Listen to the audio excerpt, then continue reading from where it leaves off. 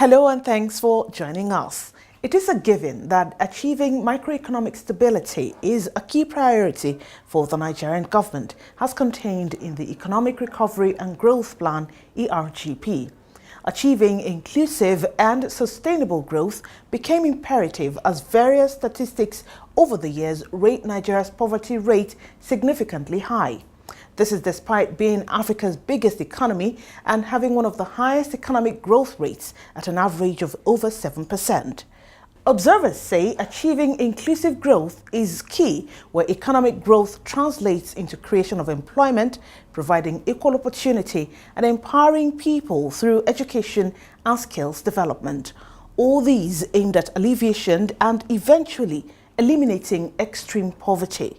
These challenges, no doubt, require changes to economic and social policies.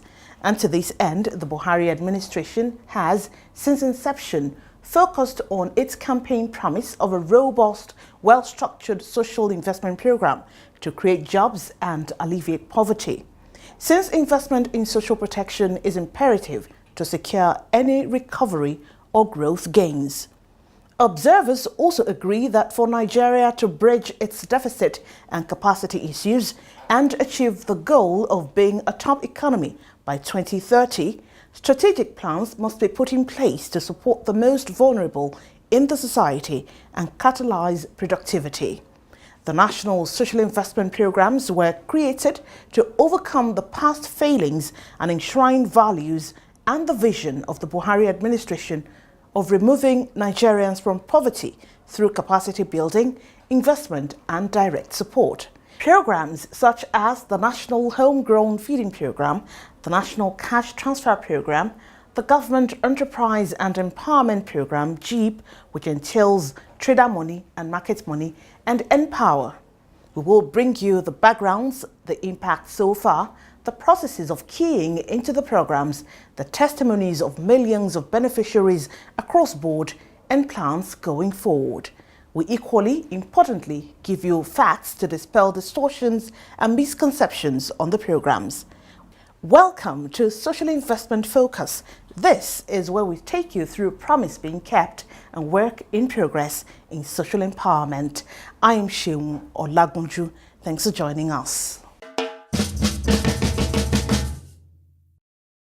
Now, before we take you through the success stories of all the NSIP, let's get a peep into the background and introduction of the programs. Our guest is a special advisor to the President on Social Investment Programs, Mariam Uwais.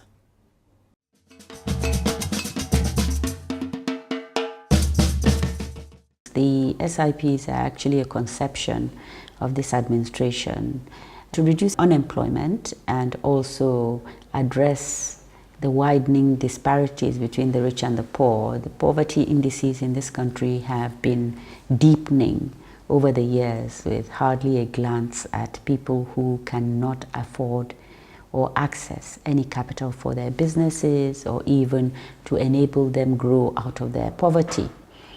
So a lot of thinking went into designing 4 broad programs. One of them is the Empower program, so it's reduced unemployment, but it also addresses the needs in the education, the health, and the agriculture sectors for the graduate categories, but we also have the non-graduate categories. And that is, we entered into partnerships with Corbon and the Automotive Design Council.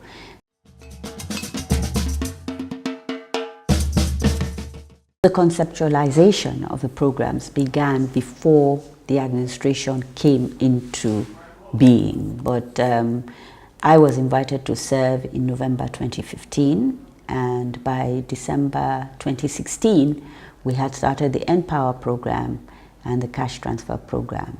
The school feeding started in January 2016.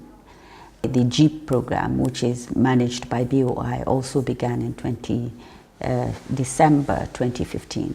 Empower as a job creation effort is to address unemployment. So there were 2 categories, the graduate and the non-graduate categories. And it's a 2-year program for the graduate. 18 to 35 years of age, and they apply on an online platform to create a level playing field. One of the things our leadership said was that we needed to ensure that we created a level playing field for any youth from any part of this country who wanted to participate in this program. You needed to be unemployed, a youth, have qualifications, and be between the ages of 18 and 35, which is what we put on the platform, and they applied. We have done 500,000 so far. We have the N-Build category. We targeted non-graduates, although we find graduates also participating, and they are being trained in skill centers that we audited. We provide them with 2 boxes. They go through training for 3 months, and then they are interned by different organizations through a collaboration we have with Corbon, and that's Council of Registered Builders, and the NADDC. We're about to start another 20,000 in 2019. Then we have technology hubs that are springing up around the country. We plan on having 8. All of them have started, but they're at different levels. It's just to stimulate innovation in our young people, to address challenges at scale, depending on where the region, one in each region, and then one in Abuja and Lagos. The one in the Northeast is focusing on humanitarian challenges. The one in Lagos is focusing on clean energy. The one in the Northwest is looking at tanneries, conflicts. So the one in the South is looking at at oil and gas. So it all depends on what the region decides. But what we do is we open it up to people to come up with ideas, and we facilitate their being selected, a sizable number, and then they make pitches, and then we support them or link them up with other organizations that are able to ensure that their ideas come into fruition. That's the job creation. I am Alioha Emmanuel Nhechinaise. I'm from Imo State. My husband is from Abia State. I reside here in Ijebu-Ode, Ogun State, in Irenwo community. I've been a cassava farmer, and I noticed there is no much money in cassava farming alone. So when I heard about Empower program, I applied for it, and they gave me the opportunity to be part of it. It was from Empower program that I learned how to process cassava tubers to cassava fufu flour. This Empower program is the best thing that happened to me within these 2 years. I've really learned a lot, and I've really gained a lot from it. It was from my stipend that I bought my equipment that I'm using to process cassava flour today. I'm grateful to the federal government for giving us the device. I've really learned a lot from it, from the application and all that. We have the school feeding program, which is designed to boost enrollment, basically because we have huge numbers of out-of-school children. It's also to boost their nutrition, because at that age it's important for learning outcomes for them to be alert and to eat a balanced meal. But we're also empowering the cooks, the women, and we're also stimulating productivity, ensuring a sustainable income for our farmers. So, and then there's also a value chain of utensils that we buy from the market. There are different things that are coming up, and it's quite a wholesome community, empowerment thing, because the child is being fed, the mother is the cook, and the father is the farmer. Everybody has something. The program is a very laudable achievement on the part of the federal government and state government. Since the commencement of the program, the children are really doing fine. The vendors are wonderful. In fact, they are doing a good job. They usually come to school on time.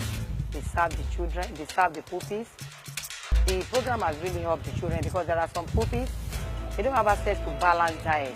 With the commencement of this program, many lives have been touched. They have easy access to balanced diet. It has really helped the children a lot. We have a cash transfer program. Now, we've had cash transfer programs in the past, but they were selected randomly. The beneficiaries, so it all depended on who you knew, So what we've done now is to ensure that we have the communities identify who the poor people are. So we've taken lists from nobody. We go into the communities, we facilitate state ownership, so the states create or develop a social register. We train the relevant staff, build capacity at state and local government level. They engage the communities and facilitate their identifying who is poor in their community. We take down all the information of the households in what we call the social register. We also collate information relating to primary schools, primary healthcare centers, payment service providers, power, connectivity, access roads. All of that information is necessary to enable the community graduate from poverty. If you don't have a school within that community, the children will never have an education. So that information is being collated as I speak in 34 states. That is the foundation for our cash transfer program, because after collating that information, we ensure that all our beneficiaries come from that register. Now, it's not just cash that we pay of 5,000 naira every month. We also train community facilitators in every local government to support our beneficiaries.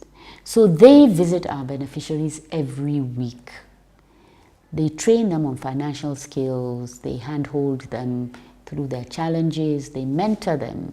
So that is also in addition to the money that we give them.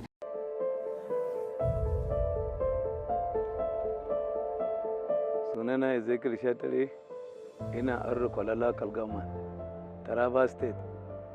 Lalle kudi 5,000 da yake bayarwa ya taimake ni ta fannin sana'ata. Dama ban da kudin sayen karfe, kuma ya taimake ni cin gaba cikin gidana, biyan bukata na, kuma na sayi waɗansu karafuna wadda ta taimaka mini. Sannan kuma ga karfin da na saya, wayannan ya taimake ni, ga gudumomi, ga kayan ziga-zigi da wadda ya taimaka mini. Ina farin ciki, ina godiya da abin da Baba Buhari ya yi.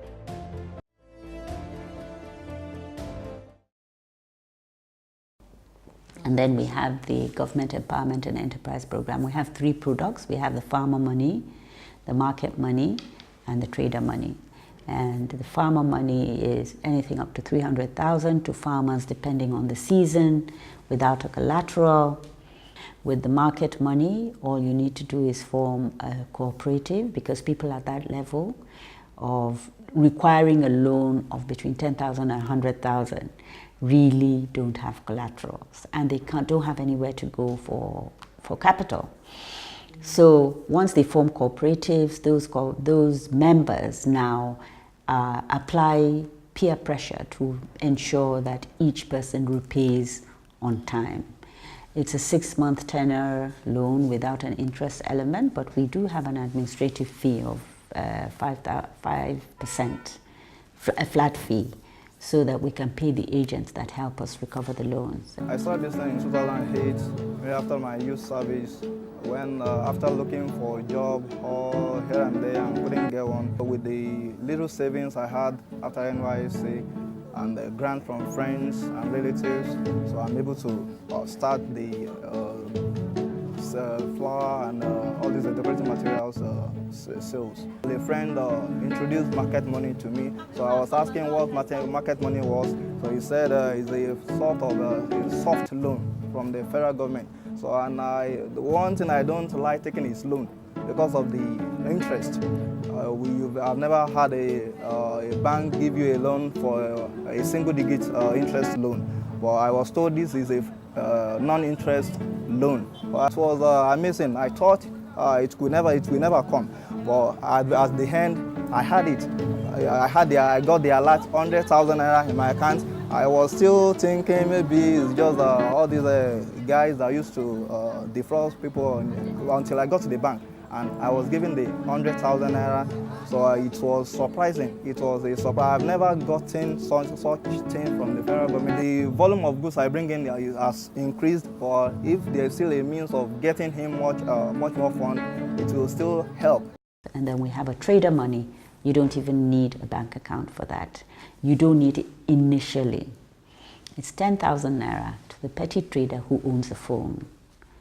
and they are to pay back within 6 months, at the end of which, if they do meet the criteria, they get a 15,000 naira loan. And if they meet the criteria within 6 months, they get a 20,000 naira loan. So that is the incentive to keep getting them. But at the point at which they now go for a 15,000 naira loan, then they need to open an account. So it's like to address also financial inclusion, to bring in as many people into the formal economy. Yeah, and the good thing about our programs is everybody is paid directly. We don't have third parties. And the office has deliberately retained a very lean team at federal level because it's about coordination. And the states are being, encouraged to drive the programs in their different locations. We will take a break now. The program returns shortly.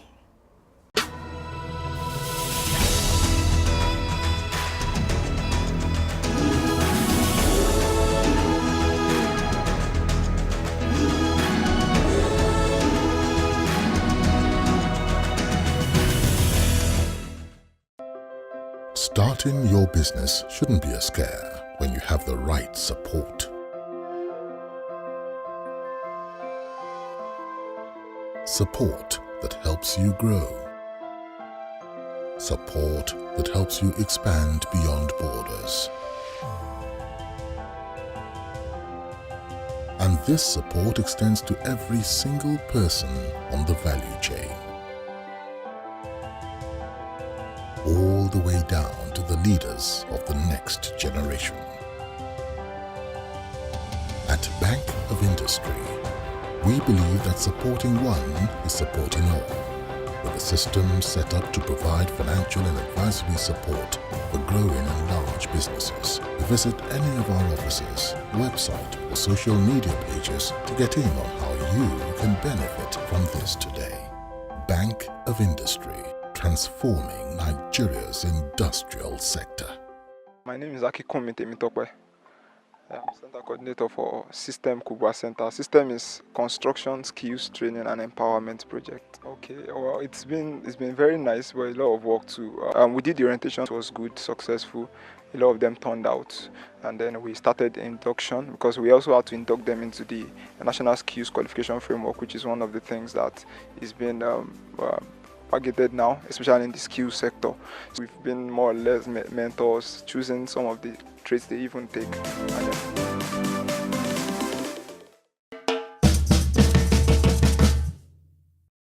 Welcome back. You're watching Social Investment Focus. It is an initiative of the National Social Investment Office to beam the light on government social investment efforts.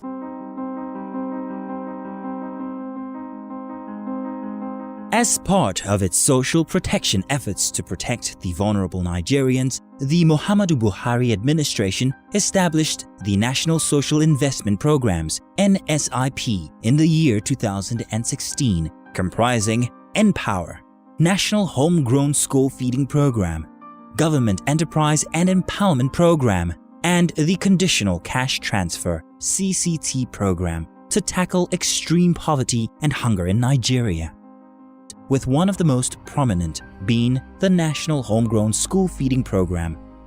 Designed to deliver free meals to school children in primary 1 to 3, the program is focused on increasing school enrollment and reducing indices of malnutrition, especially amongst the extremely poor. The program has surpassed its initial target to feed 5.5 million school children in primary 1 to 3. Feeding 7,054,687 children on a daily basis. The program has also hired and empowered 72,510 cooks in the 54,541 schools being serviced in 22 states.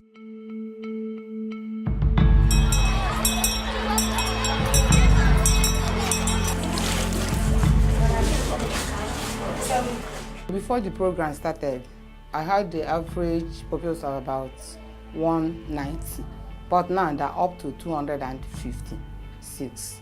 Before the commencement of the program, The number of pupils in the school is 1,900. When the program was started, the number has increased to 2,578. Formerly, the school has an enrollment of 1,200 and precisely 16. But now we have an enrollment of 2,565 pupils. The impact of home school feeding program is very good because it increased the attendance of the pupils in the school, and as a result, we still admit more pupils in our schools. Even some, if they are sick, they will have their parents to please give them drug and let them go to school, because they already know that by the time they get to school, there is food for them to take.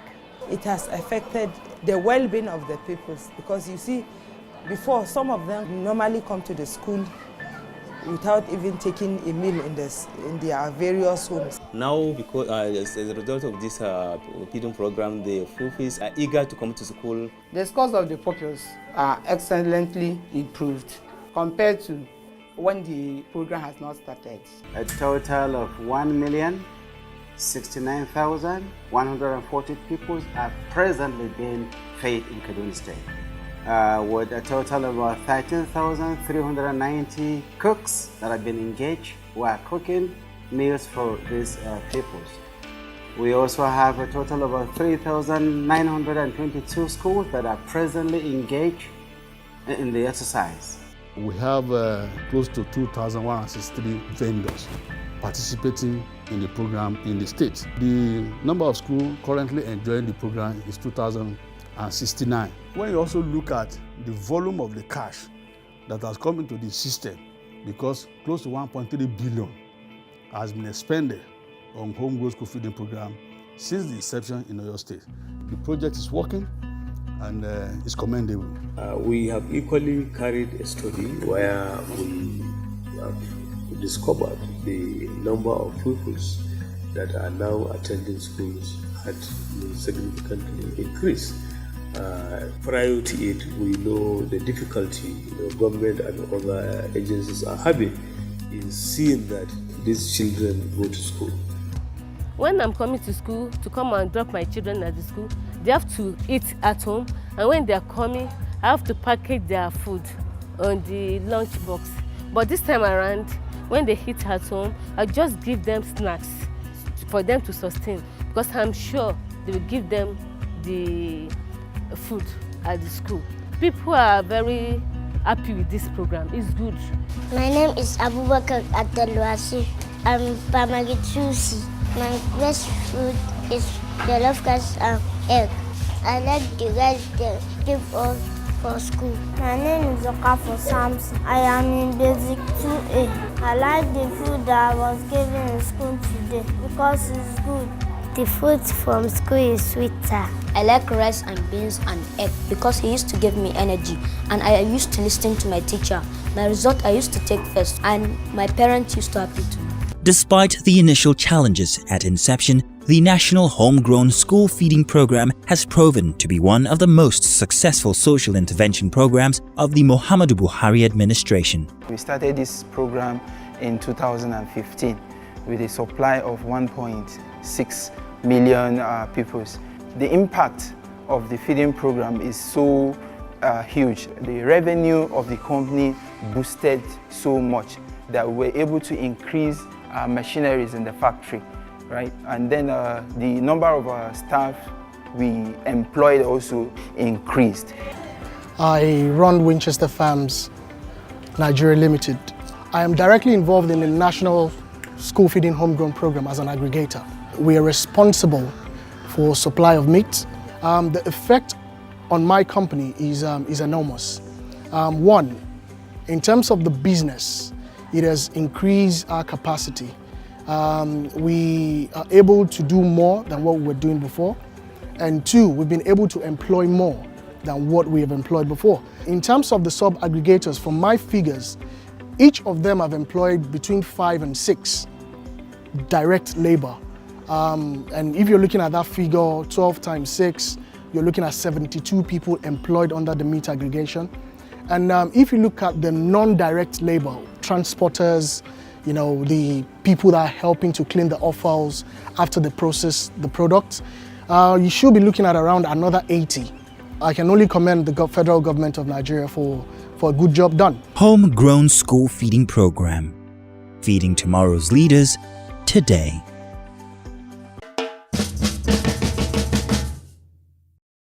And that's our package on social investment update for now. We have a lot more for you, so join us again.